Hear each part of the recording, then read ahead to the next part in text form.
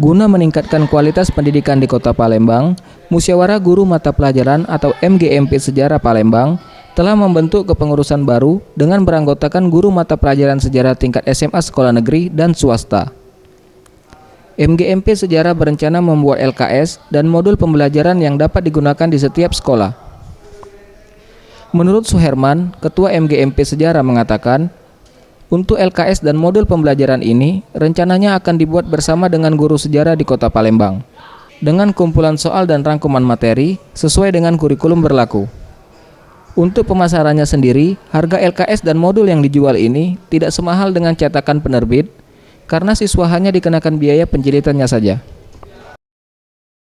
Kita akan melakukan pembuatan LKS sejarah untuk Kota Palembang, termasuk nanti modul pembelajaran sejarah yang akan diberikan kepada siswa, diberikan juga kepada guru-guru. Hal ini tentunya harus mendapat izin dari Dinas Provinsi Sumatera. Saat ini MGMP Sejarah Kota Palembang telah mengusulkan LKS tersebut ke Dinas Pendidikan Sumsel untuk disahkan, dan setelah proses tersebut selesai, LKS dan modul tersebut siap didistribusikan dan digunakan di sekolah. Tim Liputan, Sriwijaya TV.